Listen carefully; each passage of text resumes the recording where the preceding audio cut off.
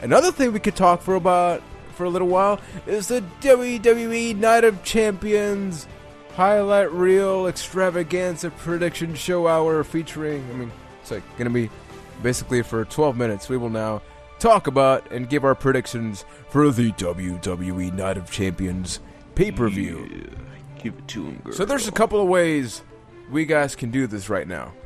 We can either go with what we think will be the match order or the match card. What do you guys want to start with first? The predictions or the order.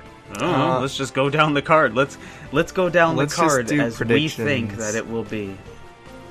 Okay, so before the show, we already have a guaranteed match. It's going to be the Tag Team Turmoil match.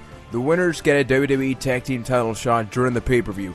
In this match, we have the Primetime Players, the Real Americans, the Usos, 3MB, and Tons of Funk. Now, how we're going to be doing this, guys, is that when I ask one of you, who do you think is going to win and why, you have about 10 to 15 seconds to make your point. You guys ready?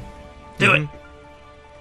Okay, Keith, Tag Team Turmoil, go. Primetime Players, because they've been on such a roll lately, how can they lose? Ryan. Primetime Players, because they're the only ones with a semblance of momentum at all. I gotta go the same. Primetime Players are pretty much the only really thing that's happening that's legitimately going over. Plus, they gotta capitalize a little bit on Darren Young, who we've talked about in the past. Okay, so we got the pre-show out of the way. Now, at least for me, I will agree. We talked before the show. Keith was stating that maybe the World Heavyweight Championship match was going to be starting off the show. Ryan, do you agree? Yes? No? Why? Go. Seems like a strong enough opening to me. I haven't really thought too much about the order of the card, but I would have to agree with you guys on that one. Mr. Monday Night, Rob Van Dam, because they really need to take the title off of Alberto Del Rio as far as I'm concerned. McNulty. I'm going to say even though they should probably give the belt to RVD, I still see Del Rio keeping it a little bit longer. I'm going to have to agree with Ryan and say Del Rio simply because I don't think he's a well-established enough bad guy to really care about him chasing the championship. He's got to do something really, really cheap. That or Ricardo, for whatever reason, turns on RVD and goes back to ADR's side, which would be ridiculous. Okay, so far we got ADR winning. Next match. One of the matches that could be next, we don't know, is, if it happens, the U.S. Championship match between Dean Ambrose and Dolph Ziggler. We don't know if it's going to happen or not, but let's talk about it anyway. If it did, who would win? Keith, you go first. I'm going to have to go with Dolph Ziggler on this one, just because I feel like the Shield is going to lose everything at Night of Champions. If one member of the Shield loses their titles, I believe they all have to lose them in the same night. Mr. McNulty. I will go with Dean Ambrose on this one. I don't think the Shield will lose their tag team titles either, and I don't think Ziggler has any momentum really going to win the U.S. belt. I will say Dean Ambrose and make a bold statement that at Survivor Series we're gonna get some kind of match that involves every championship belt on one side and the other side somehow wins all those belts. So maybe some kind of tag team match or something, but that's why I think that Dean Ambrose should retain. That's a good point. I'm switching my pick. Yes, that's what I do, guys. That's what I do. I hope it happens. Probably not, but we'll see. Another match on the card is probably the oddest match, which is the handicap match. We have the Intercontinental Champion, Curtis Axel, not defending his title, teaming alongside Paul Heyman to take on CM Punk in an elimination handicap match. Now, I don't really know where this match is going to lie in the card. Do you guys think it's going to be near the main event? It's going to be at the beginning, somewhere in the middle? Where do you guys see it happening? I think it'll be the first main event. It'll be the first main event. Like, they kind of have two main events per show. Usually it goes main event, cool down match, true main event. So I believe it'll be the second main event of the night. Also completely agree with that one. Do we really need to have a vote on who wins this match? What, you guys don't think Paul Heyman's gonna win? Like, really? Really? Hello, he's gonna hit the shooting star, man. Exactly, he's gonna Brock hit the Burning Hammer 450 shooting star Shining Wizard, and it's gonna be biblical. I just got a headache. Assuming we all agree Punk's gonna win, my question to you guys real quick is, could you see Triple H enforcing an impromptu IC title match between Curtis Axel and Kofi Kingston based on what's been happening recently between the two of them? It would be interesting, but to be quite honest, a feud between Kofi Kingston and Curtis Axel is probably the dullest thing I've ever heard in my life. and I saw Shelton Benjamin versus Carlito, so I'm gonna say no. Yeah, that's more of a match for the night after Night of Champions. Like, the U.S. title match is still 100% speculation, so there could be a chance that both mid-card titles don't even get defended. Okay, guys, I am changing the music right now. Bam, just like that. And you don't even know it till you listen to the show. Just like that. I'm crazy, folks. You never know what I'm going to do. Yeah, I know, I'm crazy.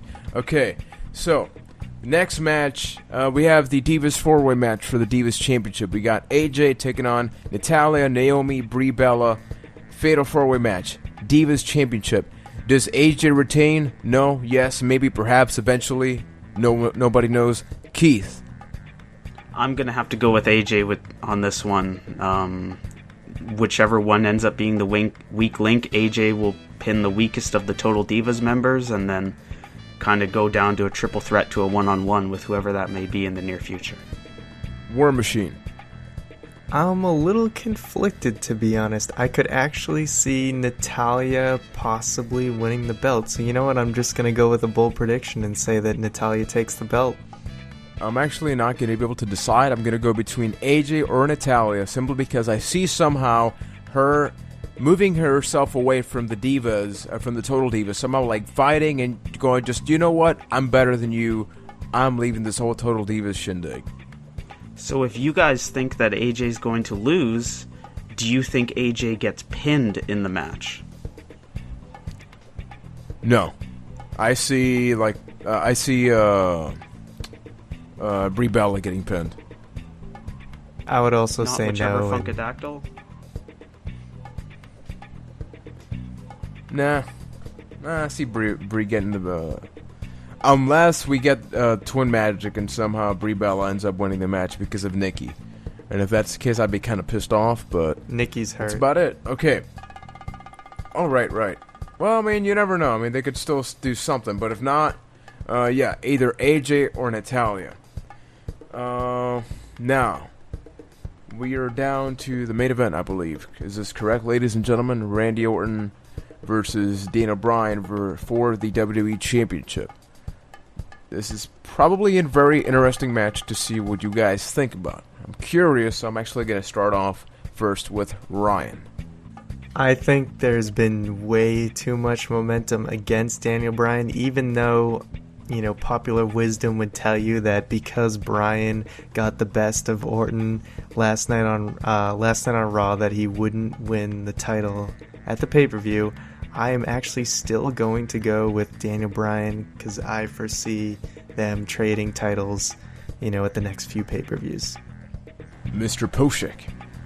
I'm going to have to go with Randy Orton on this one. I don't feel that it's Daniel Bryan's time to win the title in the storyline yet.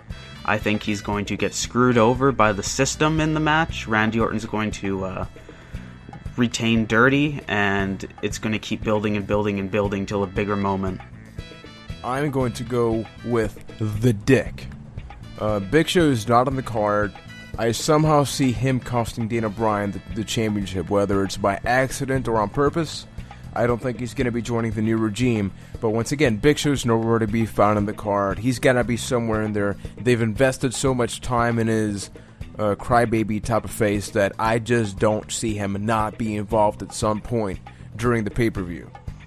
So it's kind of interesting. You know, we have sort of different picks. There's a couple matches where it's 2-1. There's the CM Punk match where it's sort of unanimous. But as a whole, missed one, guys. Did we miss second anything? tag team match. We got. Oh, right. Yeah. Okay. So say. So we chose the Primetime Players to win the tag team turmoil. That's what I completely forgot. Mm-hmm. Do you guys see the Primetime Players taking the championship belts away from the Shield? No, on the basis that I agree with your prediction from earlier about the Shield maybe losing them all in one large title match. I'm going to say that the Shield is going to retain. I agree that they're going to retain. You know, primetime players have momentum, but not enough momentum to beat the Shield. I pretty much agree 100%. I just see the primetime players maybe just being about to win, so maybe WWE gets to test the audience, whether if they really want to see primetime players as champions. They do like the whole Goldust Crossroads thing, where they're about to win, holy crap, Roman Reigns comes in or something happens, and they retain. Mm-hmm.